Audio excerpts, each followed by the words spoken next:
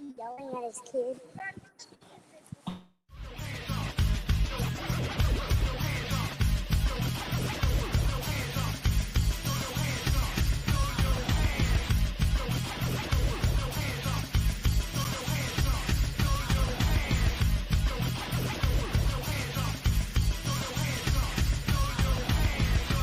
It's 12 o'clock in Frisco, Texas, and it's time for Smoker Broker Radio with Robert Mesh, a.k.a. the Smoker Broker.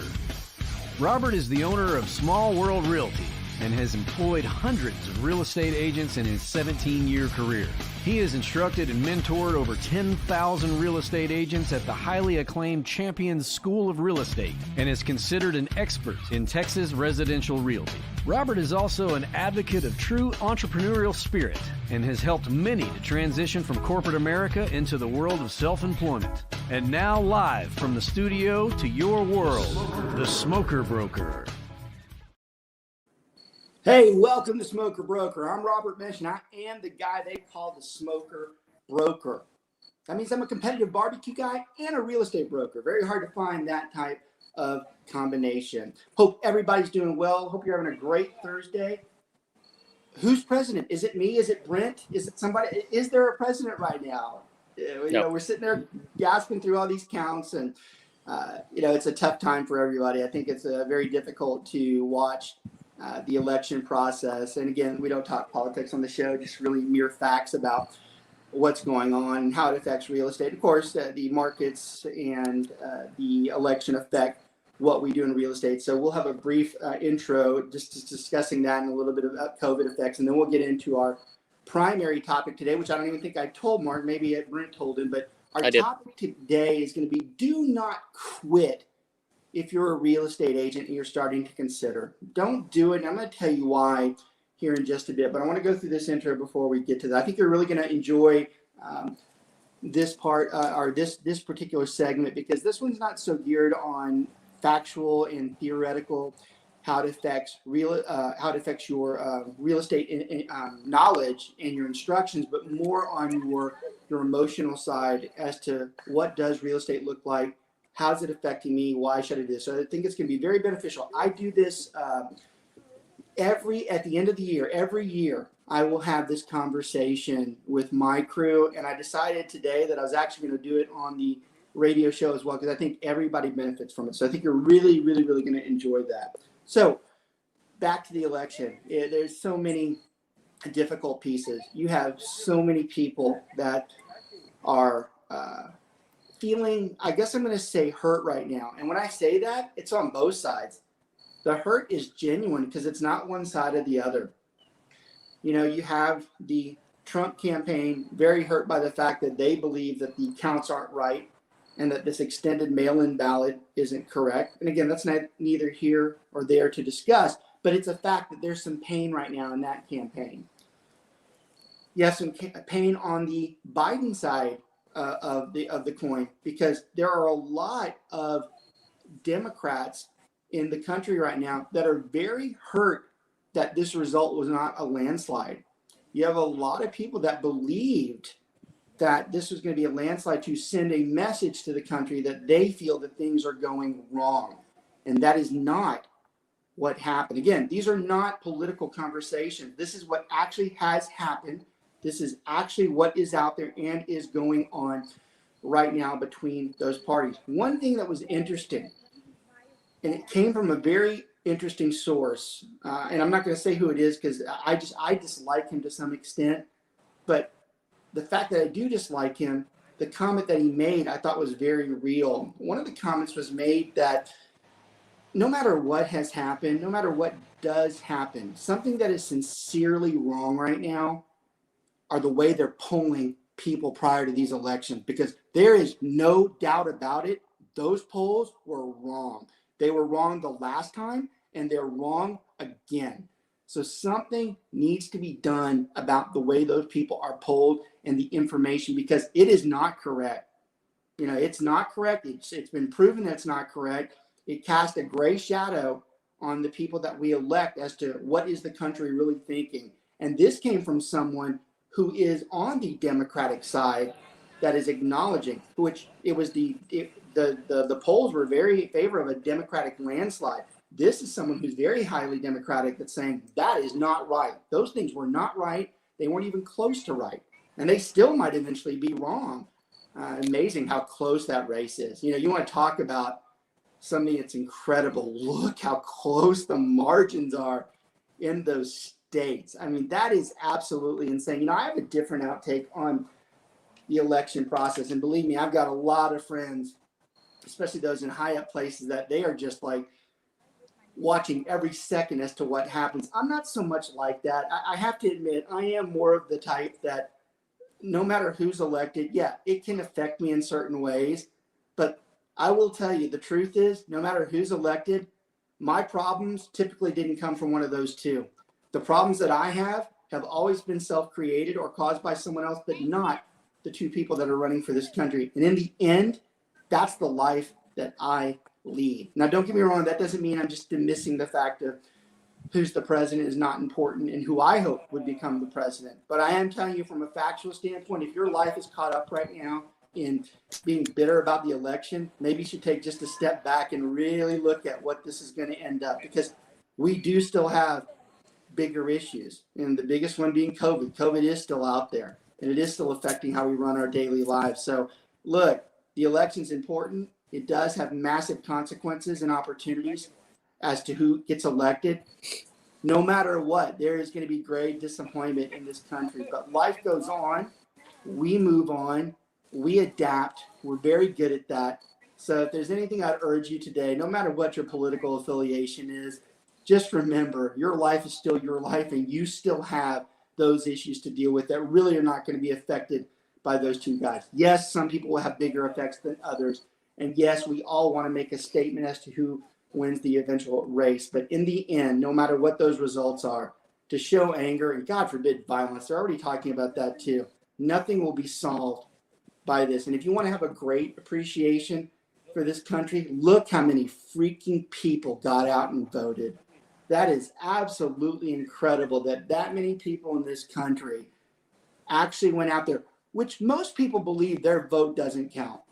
Most people will say my vote's not going to matter. But look how many people, if you start believing that the American spirit is lost or that the American way is lost, just watch how we elect our officials. Now, some could argue that it's embarrassing. That's embarrassing that we have someone that says the process is skewed, that someone says the process, there are some people that would laugh at our election process. Those are components of our election process that somebody's mocking.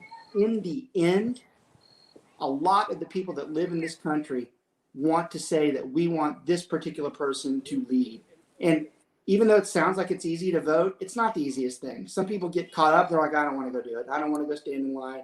I don't want to fill out this stupid thing. Me the other day, getting irritated at the place that I went to, I had to color the whole damn box.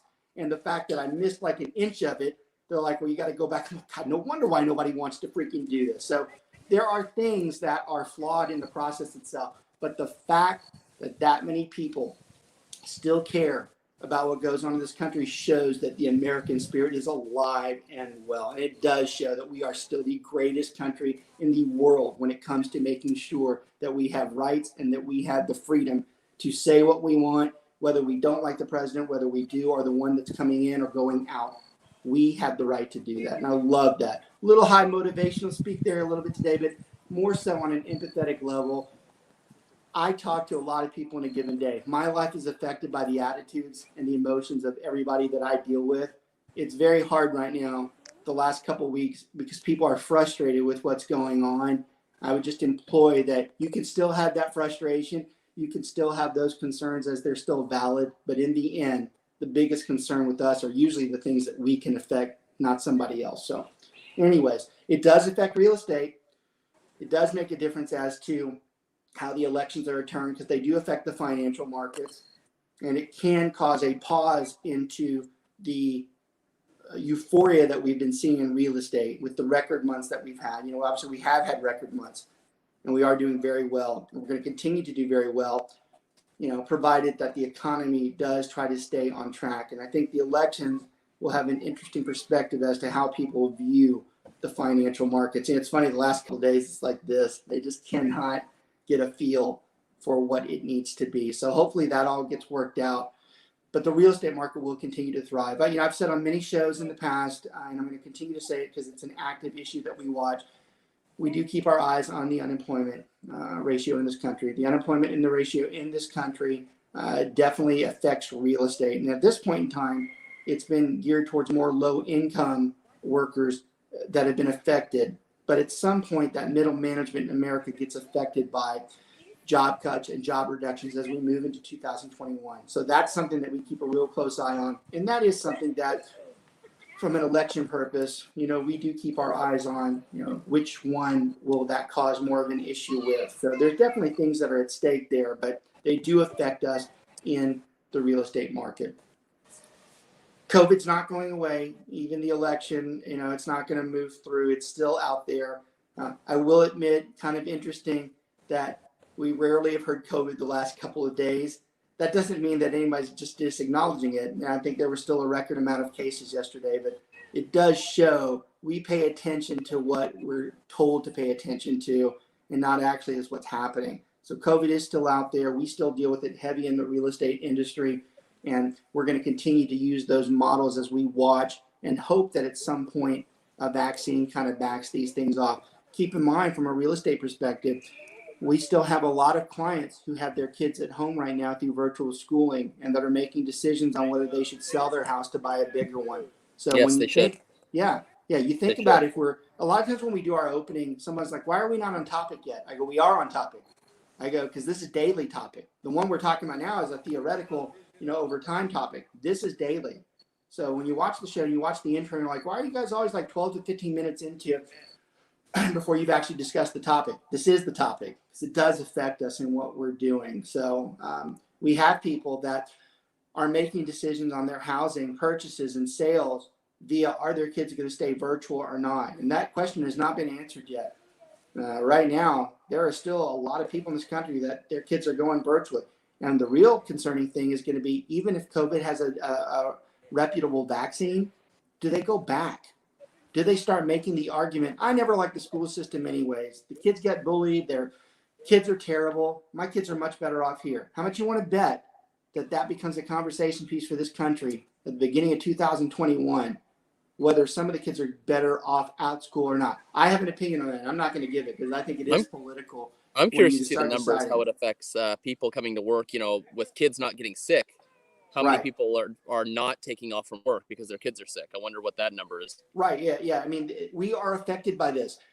Don't think for any minute that this doesn't affect real estate. It affects us daily. I get a minimum of 10 calls a day where this topic is discussed. So that's why we continue to talk about it.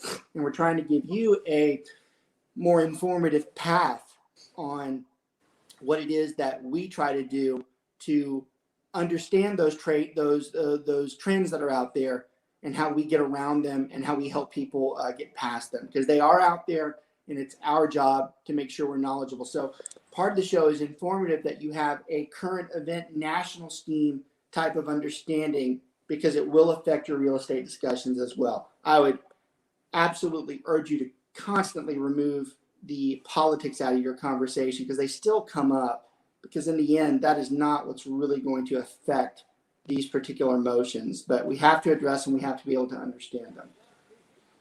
Brendan, anything else on that I'm missing? That was well, I mean, if you want to touch on just, we're coming into the holidays now and how that's going to affect.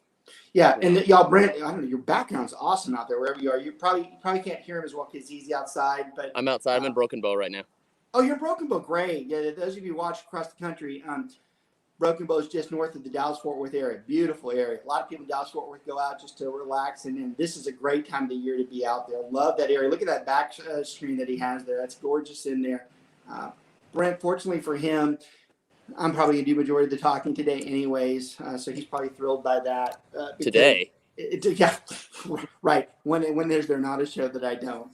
I try to let you guys run it sometimes, but the topic today is an important one to me because it's an emotional one, and it's one that we deal with this time of the year. Usually I wait for a few more weeks to have it, but there's really no point, because the mind processes of those people who are starting to think about it are doing it right now. This conversation is going to be geared towards real estate more than anything. It's going to be geared towards the real estate agent themselves, but there are going to be very common traits in other businesses that can relate to this. So it's not just a don't quit real estate. It's about don't quit regardless. Mm-hmm. It's funny when you start thinking about all the quotes from movies and stuff. I could probably come up with 1 million quotes that would be more professional and more fitting for this conversation. But the only one that ever comes to my mind is Walter Matthau in The Bad News Bears, when he's sitting there and he's got his eyes of his tall boys, and he's completely doing what's not acceptable in today's world. He's cracking and putting whiskey in the beer, and he's talking to the group because they want to quit. The team wants to quit, and rightfully so, because they're just getting the tar kicked out of them. And even as much of a loser as he's portrayed in the movie, his initial comment, it's a sigh, but he says, this quitting thing gets to be a bad habit. And as ridiculous of a movie as that is, that's like one of the best comments out there, because that is in fact a true statement. Quitting is a bad habit, well, unless it's smoking or eating a lot. But I think it's weird that my grandparents bought me that movie when I was 6. Maybe that explains a lot. I didn't even know you were alive at that point. It was on VHS. But the comment is very true to this segment today, because quitting is a bad habit, and it's hard to get out of once you start doing it. Because once you start doing it for one thing, you start doing it for another. And I love it, because the comments always meant a lot to me as I grew up, and especially as I got into management, for the last 35 years or so. It's always meant a lot to me, because I see people who quit a lot of things, whether they quit their diets, whether they quit their jobs, they quit anything that was once important to them. Right. It's a bad habit, and it keeps getting repeated. And at some point, you have to draw a line and say, am I doing this for everything? I've got a lot of friends that quit a lot of things. And it's funny, they're all very consistent, because they do it all the time. I could name someone right now where I'm like, I don't know a thing you haven't quit in your life. And it's disappointing, because they do it all the time.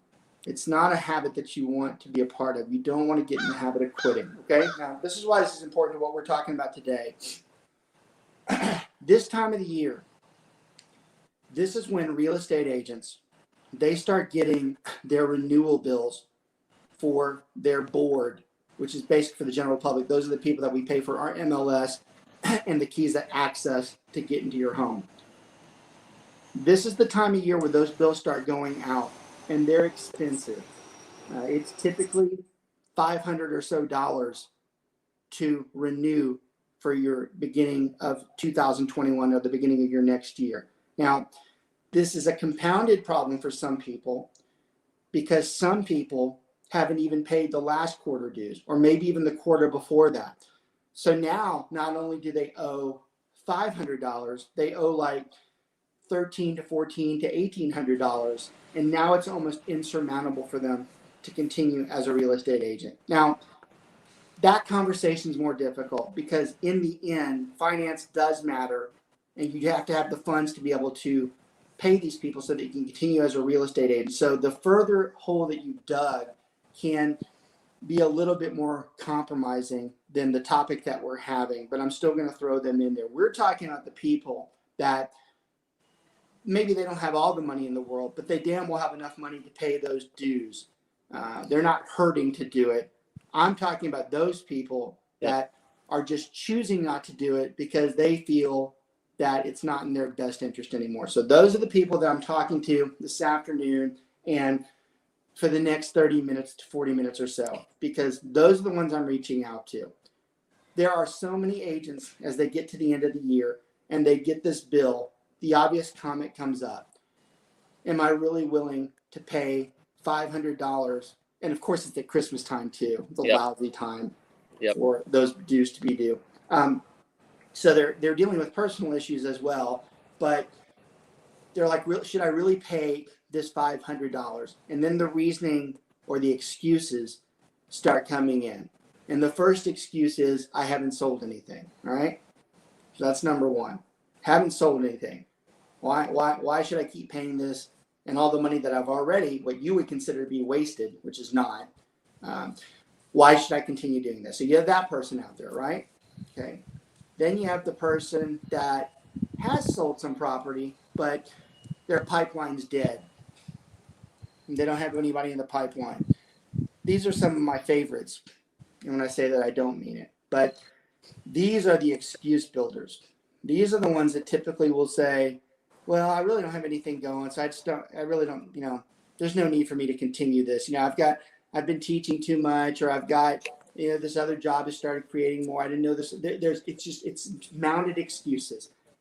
It's mounted excuses as to anything but maybe I should try to keep doing this. And so you have all those people out there. And then you have the hopeless. Then you have the one that's just like, I just can't do it. I'm just not good at this. I suck at it. I'm never going to sell anything, which is just ridiculous. The most stupid individual out there that is the biggest loser out there can sell real estate. We've seen it. Yeah. Is David Tongue on the line? David, are you? No, he's not on the show. Anybody can sell real estate. All right. So that's an excuse more than anything. That's the worst one where you start justifying. Now, maybe rude. Go ahead, Brent. And just to be fair to them, like you said, it does come up around Christmas time. And that's the time when traditionally the markets have slowed down. If this bill came due in the middle of summer, I think it would be a lot more, feasible for the agents to pay that, because I'm still in the heat of the market. But it's like when the market's down and they don't have anything. And let's be fair. That's true. But I still think we have when the renewal comes through, you still have these excuses. It might be less. Yeah. To your point, but they'll still be out there. You'll still have them. Sure. So it would help to have them in the middle of the year, but the excuses are still going to be out there and they're still going to be rampant. And we've got to figure out a way to get past that. And I'm going to help you with that today. So all these excuses built into why I can't. Every single thing but the one alternative, which is maybe I should just keep trying and not let it go. So here's the first thing. Go ahead. Yeah. Brent, you lived this, right? I should have quit 9 years in a row. That's funny. I was on a call with one of the other market centers right before this, and that's exactly what I told them. I go, my director of ops was a lousy his first few years. I actually said that, just so you know, in case you see it pass up on the internet. I praised you after, but I did say horrible. Slow starter over here. Slow starter, right? But for this topic, even a better conversation piece, because he is a good example. He probably should have quit the first couple if you looked at his volume and what the activity he was doing. But with what I'm about to say, because he already knows this, he knew that it made no sense to lose all the effort that he put into it. Even if he wasn't going to be great at it, he knew that it made no sense to do that. And he stuck it out. 10 years later, he's a player in the real estate industry. He continues to grow. He hasn't even come close to reaching any type of potential that he has in the real estate world. Yet here he is, and he did get past, I should probably get out of this in the earlier careers. I'm no different. I think my first year, if you don't know my bio, I worked with the executive team at Foot Locker, Foot Action USA, and Just for Feet. And it's very hard to come into an industry where you don't make the same amount of money. And it would have been very easy for me after the first year. I'm never shy about the fact that I only sold 5 houses my first year and made less than $20,000, which is hardly a way to support your family.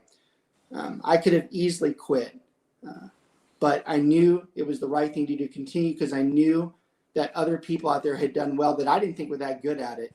And I knew with time, just like anything, with time and practice, I could get better at it. Now, I will throw a plug into why we run our group the way we do. Half my group's full-time, half my group's part-time. But I do encourage part-time real estate for that reason. Mm-hmm. I do encourage part-time real estate because I do believe that if it has become a financial concern, then solve the financial concern. Go pick up a job and additional income to come in while you build this, but don't quit. Don't let it go. Look, the real truth of this is most agents, even the full-time ones, they don't work as much as you think. I've got guys that make six figures that I don't think work 15 hours a week. So the point I'm making to you is that if you have to go get a job to have income coming in, you don't have to quit real estate. In fact, some people would argue that maybe you should go do that. Maybe you should go do that versus the alternative of just quitting because it's not working. Now, if you want to talk about the most ridiculous part of this conversation, and when I say ridiculous, I'm referring to the common sense part of it. Right? If you want to look at this at a bare minimum, it costs less than $1,000 a year to be a real estate agent from the board perspective. And then you have your office fees, which probably amount to another $1,000. So you're looking at, on the high side, just the things that you're required to do, you're looking at $2,500 a year to be a real estate agent. Are you really prepared, for whatever excuse you want to give, to quit when all it takes is one sale, a third of one sale? Yeah, not one, sell $100,000. One sale to pay for all that, right, Brent? Yep, $100,000 bill will pay for that, no problem. One. Start talking two. Now you've probably paid for 3 or 4 years. You want to get even more elementary than that? Why would you quit when you know, especially those who are younger, you know that you're going to buy probably 5 to 6 homes in your lifetime? Those deals alone, the fact that you're going to save on real estate commissions, those deals alone are enough for you to say, why would you let that go? That's going to, I mean, most people on their own homes, if you average their historical commission that they would have made on the homes that they bought for themselves, trail $75,000 to $150,000 in a lifetime. That alone is enough reason as to why would you do that. Now, you can come up with 1,000 reasons, well, it's just not working out. Yeah, that's because you won't go out and do the one thing that you should do, which is sell a house. The people I'm talking to today, I'm not telling you to go sell 100 houses. That's probably your problem. Yep. Is that you think you have to sell 100 houses. I'm telling you to reevaluate what it is that you're doing and maximize the best you can do. And for some of you, that might only be 2 or 3 homes, but I'm going to tell you right now, it's not 0. No. And I would say too, and you'll probably get to it later, but when we look at people that are just going to quit for that reason, they know in their heart they're not doing what they're supposed to be doing along the way. Look, that's why he's on the show. That's why he leads the team that we have, because he's smart and he knows better. He knows that the real excuse that's causing this is you have not done what you were supposed to do or you were told to do. Now, in defense, that's what causes those excuses. Because you want to make every excuse as to why you can't do it. But the one that you say, I didn't even try.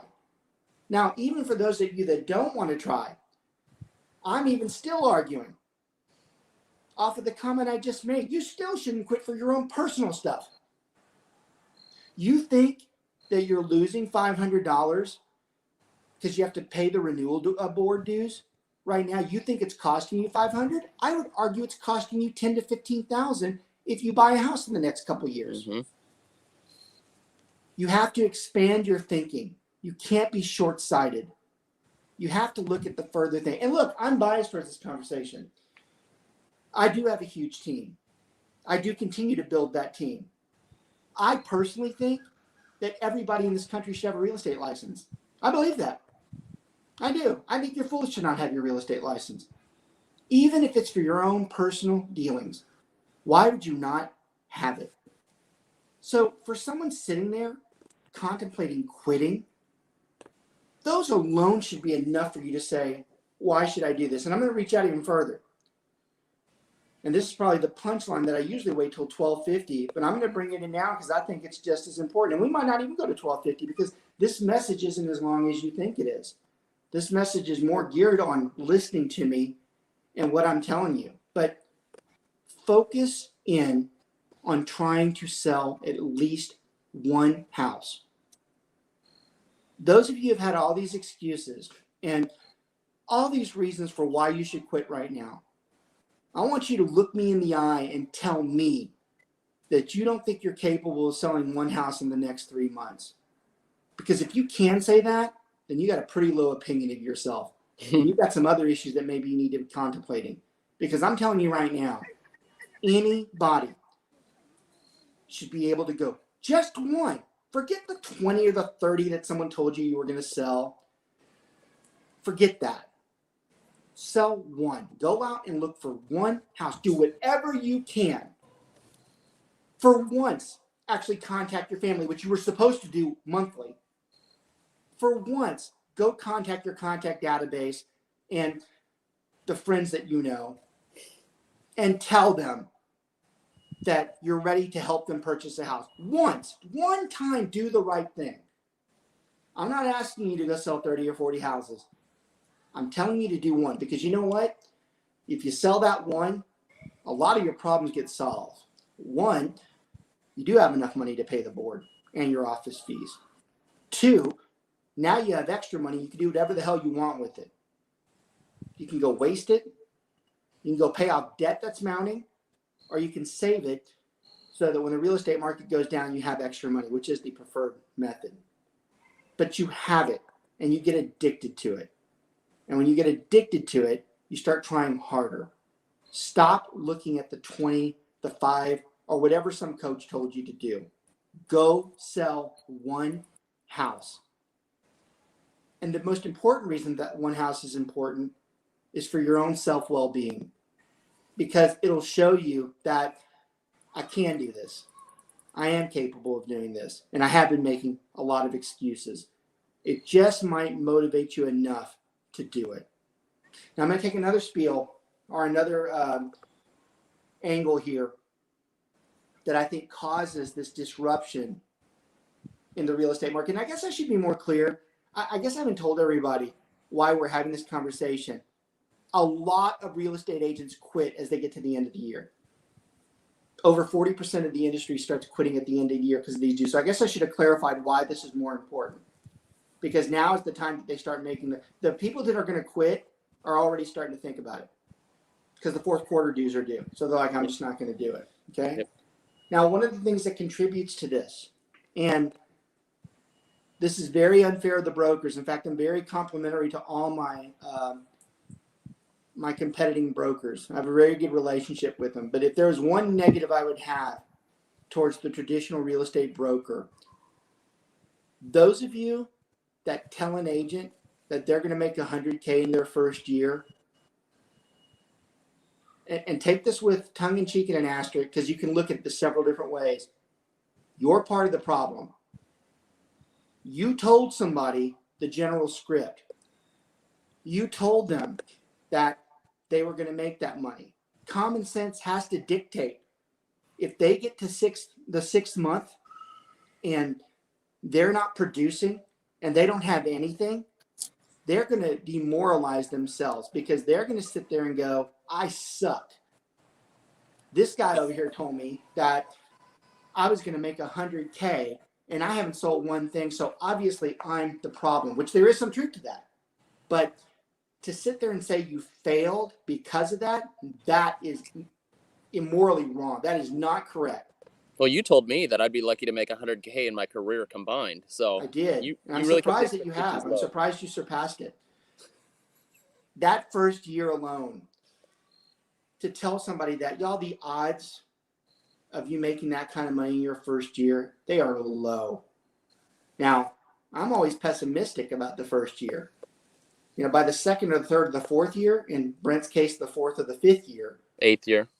Yeah. I mean, it takes time. Okay. But the first year, or even look, anybody under 3 years right now, you still haven't done this long enough yet to make that decision. You still haven't done it long enough.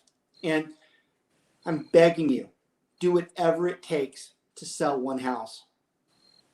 One house sale fixes everything of the problems that you have with this current dilemma of whether you should join the board and whether you should continue in real estate. It just takes one sale. Yep. And everybody's capable. Now, this is where we will get on you about doing the things that you're supposed to do. When I say that one sale, you are going to have to implement at least one of the marketing strategies that we've taught you, or one of the lead gen strategies that we've taught you to do it. I'm not asking you to do all of them. I'm asking you to do one of them. But I'm asking you to do it like you were told to do, and you do it religiously correct. You do everything that you're supposed to do, and you go find that one person. Because I'm telling you, one sale, everybody who watches this podcast, everybody who's watching live, everybody who will eventually get on and watch it via archive, every one of you, I'm telling you right now, can sell a house in the next 3 months. Just have to work at it. You just start having to use the lead generation techniques that we've shown you. 1 to 2, not the 100 that we've shown you, 1 or 2 of them, and do it right. If you're on my team, you should be talking to me and Brent about, all right, I'm on this and I'm committed to it. We'll help you. Anybody outside the firm, you should be acknowledging. You should be going to somebody that's in leadership in your firm and asking them, I want to sell one home. I am giving you a goal today. For anybody that's thinking about quitting, you get in there and sell one freaking home. Go sell one. Don't tell me you can't do it. That is the biggest load of, I try to be better with my language on the show, but that is the biggest amount of BS you can ever tell me in your life. Everybody on here is capable. I will tell you, I'm a very nice guy most of the time, and I'm very genuine. I have a very big heart, and it hurts me when someone leaves because they say they can't do it. And I've had people over the years leave the industry, as every real estate broker does, because of that. And my hurt is because I truly am disappointed in that person. I'm like, I can't believe you can't put the effort to get one house sold. And that kills me. And I've got good friends that have left. That just kills me because there is no excuse that anybody can't sell one.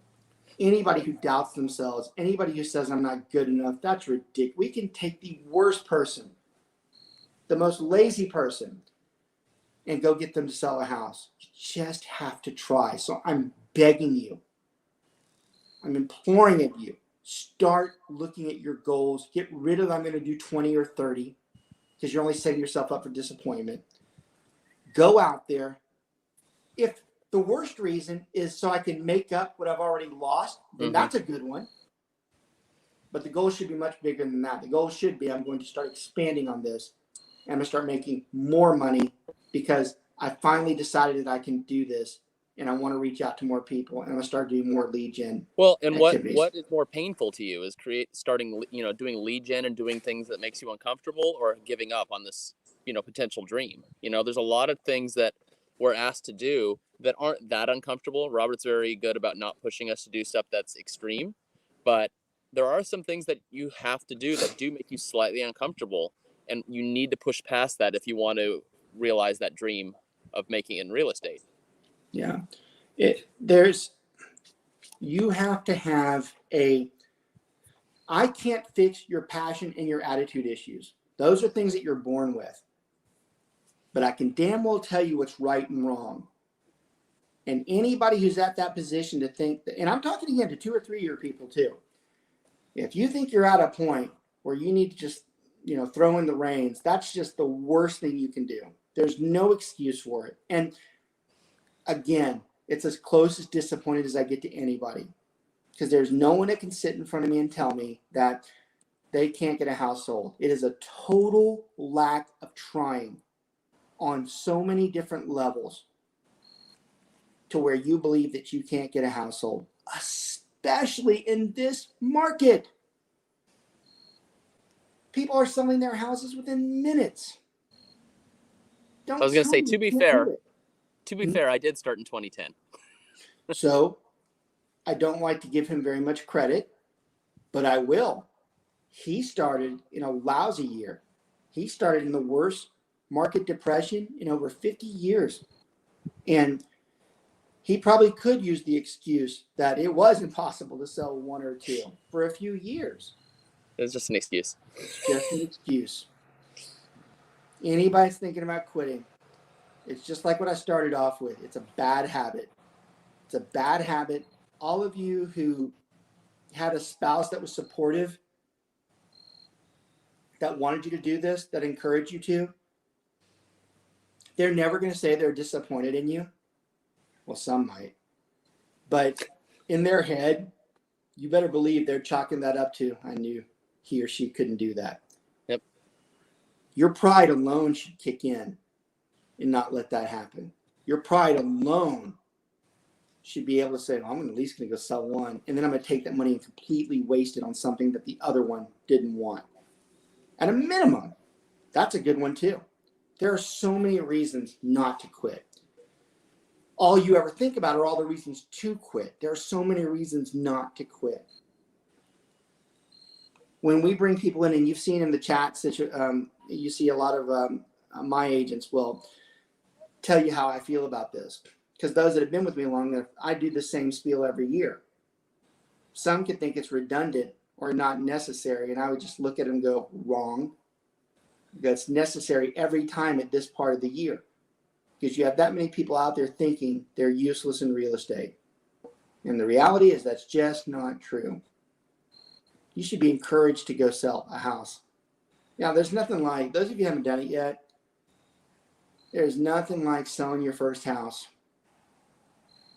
and maybe have applied 10 to 15 hours to that deal and make the same amount of money you made working a 40-hour-a-week job 9 to 5, Monday through Friday for a month. Yeah, those of you who want another motivation not to quit, you just sit there and think about some lousy corporate job you have where you make a minimal amount, but you have to be there every freaking day at 7 or 8 o'clock, which means you have to get up at 5:30 or 6 to make those time frames. All that time of people looking at you, judging you, telling you to do this or that, when all you had to do was probably go sell a couple houses. You have got to reevaluate your status in life and where you're at and what you're doing. Because if you're at the point where you're going to quit a real estate job where nobody forces you to do anything, and that opportunity is always right there, why would you get rid of that? Let's say you really do think you're that big of a loser, and someone by chance 2 months from now says, hey, weren't you in real estate? I need to sell a house. And you do the old, yeah, I got out. Well, that looks good on you. And another point that I was thinking as we're going through this, those of you who are thinking about quitting, don't ever forget the marketing that you've been doing, that doesn't pay off for another year or two. So if you're depressed that your marketing hasn't shown results yet, well, you haven't given enough time. Mm-hmm. So if you're quitting for that reason, that's a bad one too. You haven't even started. That's the sickest part of this conversation. Most of the people haven't even started. Most people have not started when they're ready to quit. Yeah, now I'm going to be more stern to my group on this, and then I'm going to be more stern to my Keller Williams family, and then all the other brokerages that watch our show on a weekly basis. I'm telling you right now, the right answer is not quitting. I hate saying this, but it's almost a bit foolish to quit. It's almost a bit foolish because you're giving an opportunity away that's income generating. You know, a lot of the financial experts will tell you that you should have buckets of where income potential is. You know, most bucket number one is their job. 2, for some of them, their bucket is their retirement. And then all types of other hobbies, you know, maybe other things, anything that contributes to money. There should be buckets there. Your real estate career, that bucket should be one of the best ones. It should be plated in gold and shiny. And every day you get up and you look at your board and you look at the things that you're supposed to be doing, That one up there that bucket should be filled. That bucket should have something in it. There shouldn't be coins in that bucket. There should be paper checks. It shouldn't be coins, and it's easy to do. And just so you know, all the experience I have, all the motivation things I've done, all the audiences I've ever talked to, I practice what I preach. So I'm going through a remodel right now, which like I said, I'm embarrassed that you see paint colors and all that stuff. But over here on the side, I typically have a productivity board and an idea generation board of things that I'm supposed to be doing on a daily basis. I still look at that book every morning, or that board every morning when I come in. It's repetitive. And sometimes I'm like, yeah, I need to do that. But I still look at it because it tells me that each of those buckets should have something in it.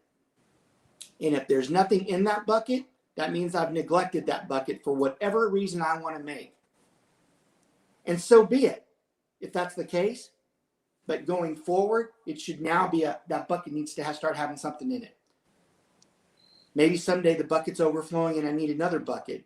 But I damn well need to make sure that it's not jingling, that now it actually has paper in it, which are checks. And everybody on this call, this podcast, streaming online, this is what we are telling you. We are telling you that you're more than capable of doing it. You just have to implement the procedures in place. Our team has a ton of them.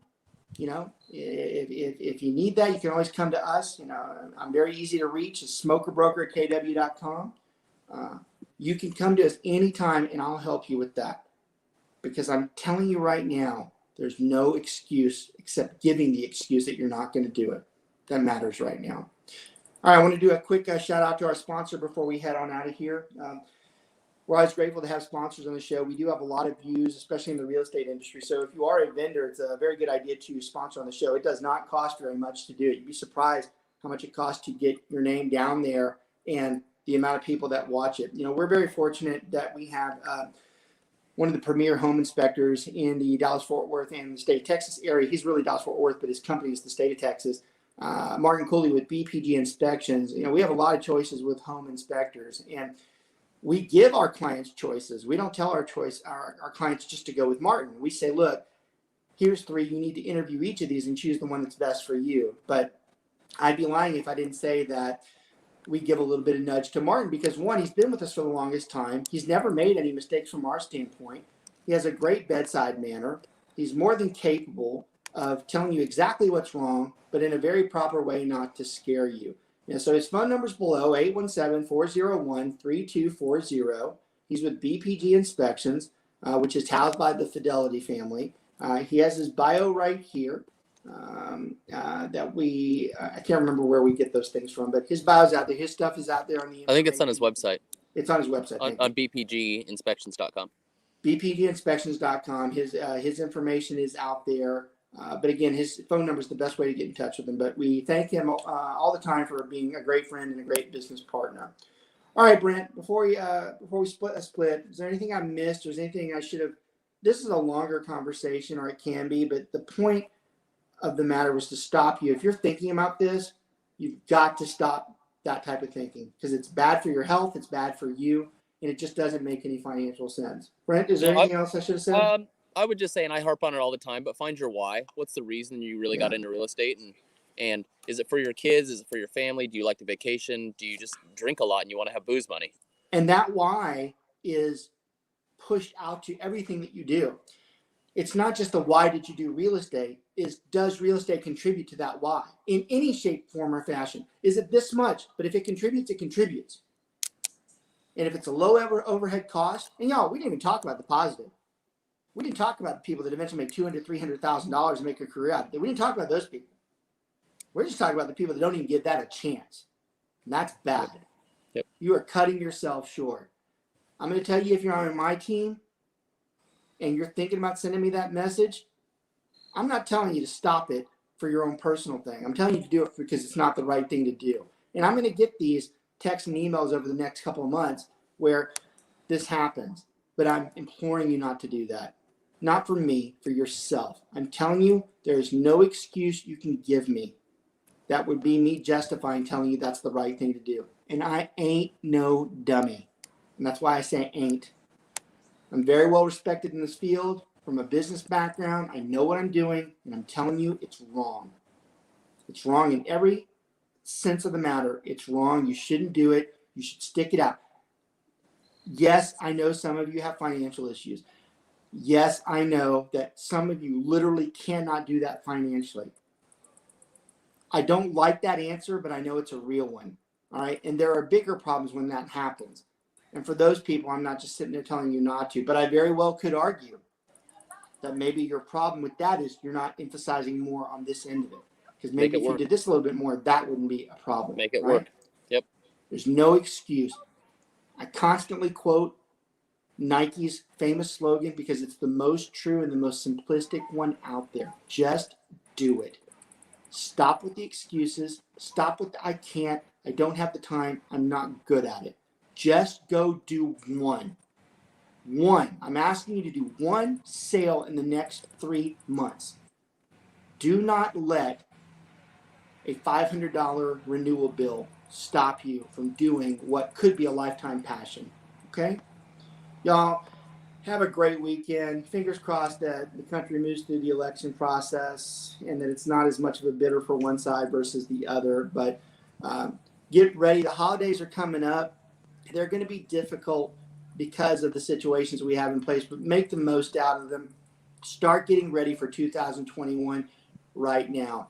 I will admit, more than any year ever, this will be the first year that I truly am celebrating the new year, because this year cannot be gone freaking quick enough. We are almost there.